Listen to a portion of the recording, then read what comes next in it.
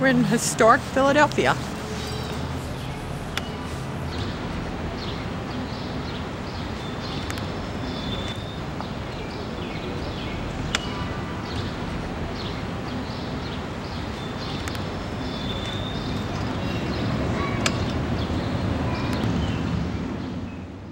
The delegates are returning for the reopening of the session to consider Jefferson's Statement of Independence. That is Mr. Samuel Adams, a delegate from Massachusetts.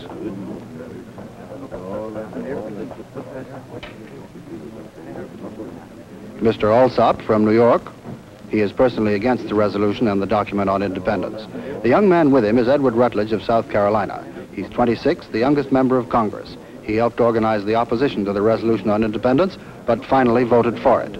And here is Mr. John Dickinson of Pennsylvania, the leader of the opposition to independence in the colonies.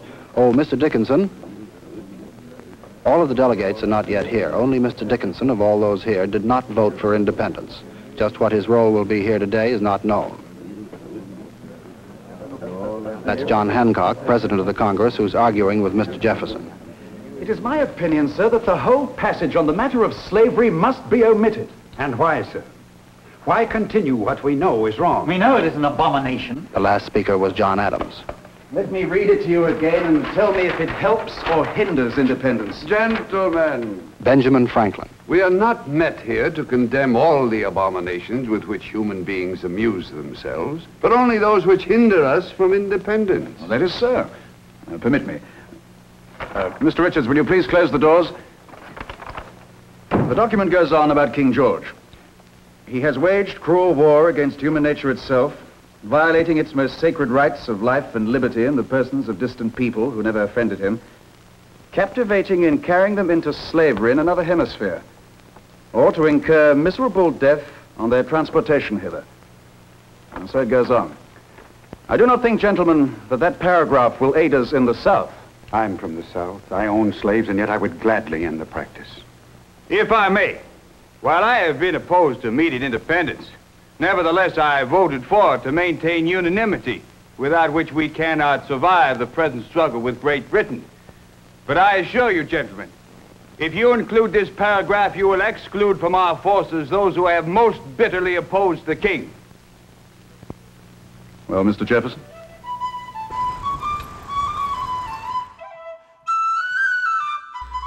It is impossible to visit Philadelphia without gaining some appreciation of the profound events that took place during the first few days of July 1776.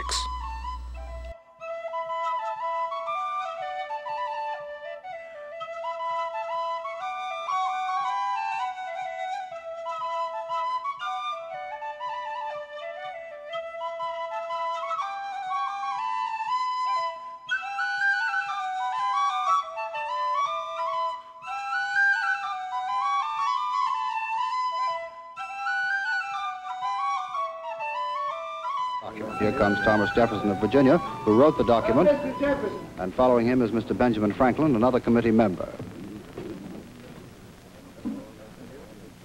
Let them hack it as they will. I have no stomach for it. Well, the document must satisfy all the delegates. It will end by expressing the will of none. Well, when you assemble a number of men to have the advantage of their joined wisdom, you inevitably assemble with those men all their prejudices, their passions, their errors of opinion. This presentation is merely another way to learn or better understand history. Sam Adams knows what's going on in the streets and on the farms, where the people who will have to fight and who are fighting live. What do you say, Sam? Mr. Hancock, now let's call this Congress into session and get on with the work of liberty and war. Gentlemen, take your places. The recess is terminated. You may get on with the work without me. We will read the amended declaration and vote upon it. Gentlemen, take your places.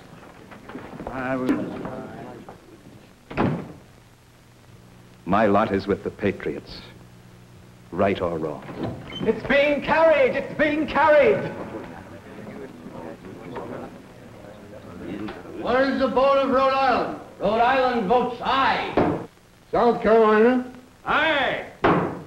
What is the vote of Virginia on this Declaration of Independence as read to us this day? Virginia votes aye.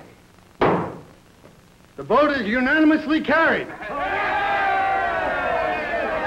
move, sir. I move, sir, that the declaration be authenticated and printed, that a committee be appointed to superintend and correct the press, that copies of the declaration be sent to the several assemblies, conventions, and committees or councils of public safety, and to the several commanding officers of the Continental troops, that it be proclaimed in each of the United States and at the head of the army. Seconded. The motion is unanimously carried. We must be unanimous. There must be no pulling different ways. We must all hang together. Yes, indeed we must hang together, or most assuredly we shall all hang separately.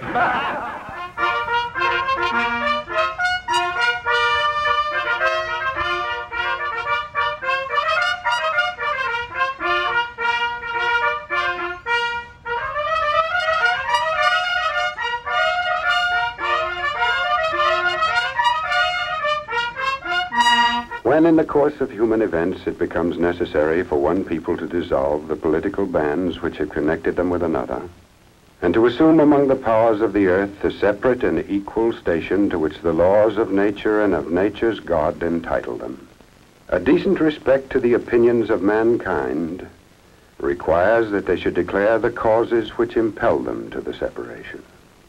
We hold these truths to be self-evident: that all men are created equal, that they are endowed by their Creator with certain unalienable rights, that among these are life, liberty, and the pursuit of happiness.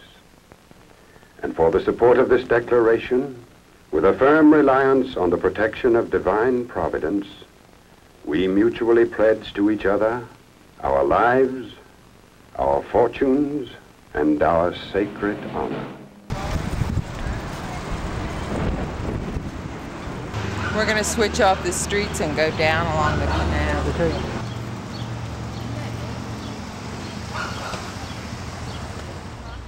Manayunk is famous in its own right. The word Manayunk is derived from the local Native American language meaning a place to drink. This still holds very true today in the town's bars and restaurants. The history of Manayunk dates back to the 1600s, when Swedes, Germans, and Welsh moved to this area.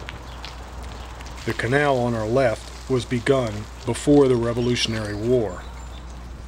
Upon hearing of the war with Great Britain, the people here volunteered as soldiers in the Continental Army. This is nice along the boardwalk here.